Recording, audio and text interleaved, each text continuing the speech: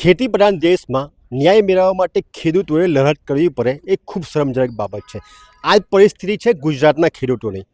ગણતરીના દિવસો પહેલાં વીજ ટાવર લાઇનનું મોટું આંદોલન થયા બાદ હવે ગેસ લાઇનનું નવું ભૂત ધૂણ્યું છે. ત્યારે ખેડૂતો ગેસ લાઇનના વિરોધમાં લડત ચલાવવા માટે ખેડૂત સમાજના વિવિધ સંગઠનોના આગેવાનીમાં હવે મોરચો માંડવાની તૈયારી કરી રહ્યા છે. ત્યારે તમામ બાબતે આપણી સાથે જોડાયા છે ગુજરાત ખેડૂત સમાજના પ્રમુખ એવા જયેશભાઈ પટેલ. આપણે એમની પાસે જાણીએ કે શું છે ગેસ લાઇનની તમામ પ્રકારની માહિતી.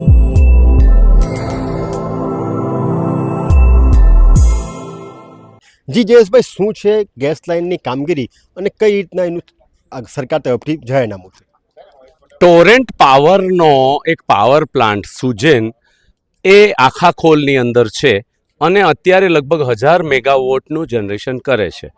એને કંઈક ભવિષ્ય માટે ગેસની જરૂરિયાત ઊભી થઈ એટલે ભરૂચ જિલ્લાના વાગરા તાલુકાના કોળિયાદ ગામથી વાગરા તાલુકો, ભરૂચ તાલુકો, અંકલેશ્વર તાલુકો, હાંસોટ તાલુકો અને સુરત જિલ્લાનો ઓલપાડ અને કામરેજ તાલુકાના આખાખોલ સુધીના ગામોની અંદર ગેસ પાઇપલાઇન નાખવા માટેનું એક 3 એકરનું જાહેરનામું 8મી ઓગસ્ટના રોજ એ પબ્લિશ થયું છે. હવે જે ગુજરાત સરકાર દ્વારા પાણીની અને ગેસની પાઇપલાઇન નાખવા માટેનો જે કાયદો 2000માં બનાવ્યો છે એને અનુરૂપ આ જે પાઇપલાઇનથી અસરગ્રસ્ત ખેડૂતો છે એનું 3 એકના જાહેરનામાનો વાંધો રજૂ કરવા માટે 30 દિવસની સમય મર્યાદામાં એટલે 6 સપ્ટેમ્બર સુધીમાં ખેડૂતોએ વાંધા રજૂ કરવા જવાનું છે.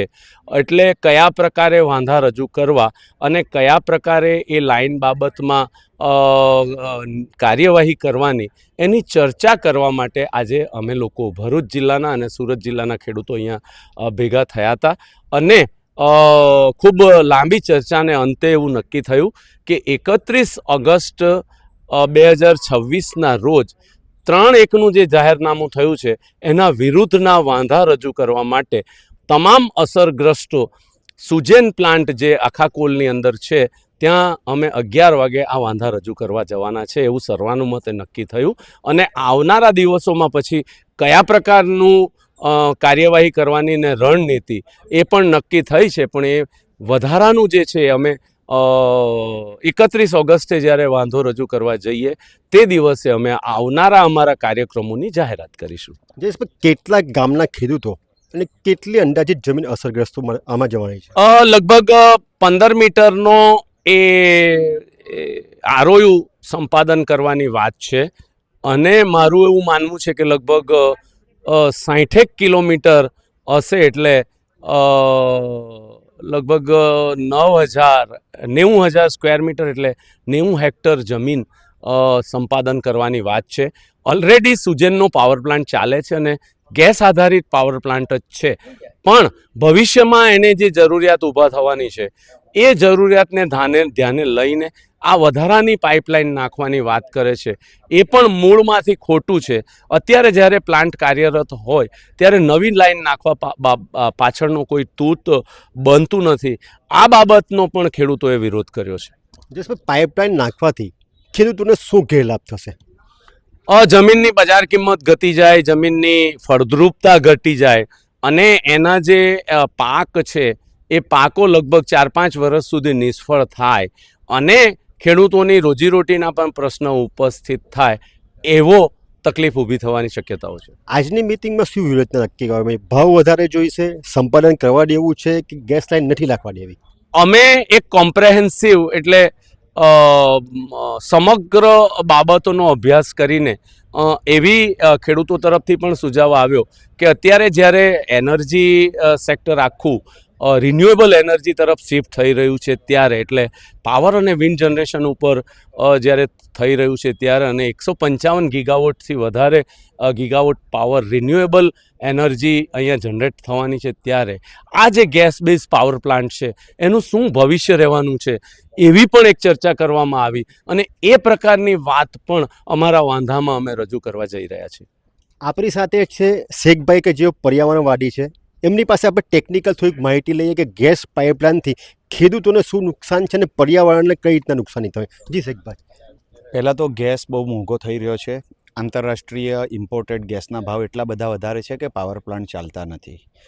એટલે આયાતી ગેસના ઉપર પાવર પ્લાન્ટ ચલાવવા એ ભવિષ્ય નથી. મોંઘો ગેસ છે. બીજું કે જ્યારે આપણી પાસે સોલાર અને વિન્ડ માટે પૂરતો પાવર છે, સરપ્લસ પાવર થવા જઈ રહ્યો છે, ત્યારે સુજેનના પાવર પ્લાન્ટની કોઈ ફિઝિબિલિટી બનતી નથી. અને જો ફિઝિબિલિટી ના બનતી હોય તો પછી ગેસ પાઇપલાઇન કરવાનો કોઈ મતલબ રહેતો નથી. એટલે સમગ્ર રીતે ખેડૂતોને નુકસાન કરવું અને નવી પાઇપલાઇન નાખવી એ તદ્દન આજના તબક્કે એ યોગ્ય નથી. શેખભાઈ, પાઇપલાઇન નાખવાથી ખેડૂતોને નુકસાન શું થશે? એમ આર્થિક ને પર્યાવરણને શું નુકસાન? પહેલાં તો જે પાઇપલાઇનો નાખવામાં આવે છે, ક્રોસ કન્ટ્રી પાઇપલાઇનો મોટી મોટી હતી, હવે નાની નાની પાઇપલાઇનો નાખવામાં આવે છે. પરંતુ પાઇપલાઇનોથી ખેડૂતને સૌથી મોટું નુકસાન એ થઈ રહ્યું છે કે દક્ષિણ ગુજરાતમાં અત્યારે મોટે પાયે જ્યારે બિનખેતી થાય છે, નંબરો લોકોને પોતાના કંઈક ધંધા ઉદ્યોગ કરવા હોય છે, ત્યારે 30% જમીન કટ થાય છે. એમાં આ બધું બાદ નથી મળતું. નાનું ખેતર હોય છે, તેમાં 2-3 પાઇપલાઇન જાય છે. તો ખેડૂતને પોતાની જમીન હાવ સસ્તા ભાવે વેચી દેવાનો વારો આવે છે. આર્થિક નુકસાન પણ જાય છે, ફળદ્રુપતા ઘટે છે. અને ખેડૂત પોતે આવી જ પાઇપલાઇનો જો જાય તો એના સેફટીના પ્રશ્નો પણ ઘણા રહે છે. ઝાડ રોપી શકાતા નથી, એટલે પોતાનું બાગાયતી પાકોનો જે ફાયદો છે એ લઈ શકતો નથી. ઘર બાંધી શકતા નથી નજીકમાં સેફટીના કારણે. એટલે ઘણા બધા ગેરફાયદાઓ ખેડૂતને છે. ખેડૂતોના ખેતરમાંથી ખેતીલાયક મહામૂલી જમીનમાંથી હવે ગેસ લાઇન જવાની છે. ઉદ્યોગોને ફાયદો કરવામાં અને ઉદ્યોગોનું ભવિષ્ય ઉજળું કરવા માટે માત્ર ને માત્ર ખેડૂતોના ભોગે હવે જ્યારે ગેસ પાઇપલાઇન નાખવાની કામગીરી હાથ ધરવામાં આવી છે, ત્યારે આગામી 31 તારીખે ખેડૂત સમાજની આગેવાની હેઠળ હવે ખેડૂત ભેગા થઈને પોતાનો વાંધો રજૂ કરવા જઈ રહ્યા છે. ત્યારે જોવું રહ્યું કે આવનારા દિવસોમાં ખેડૂતોના ન્યાય માટે કેટલી લડત સફળ રહે છે.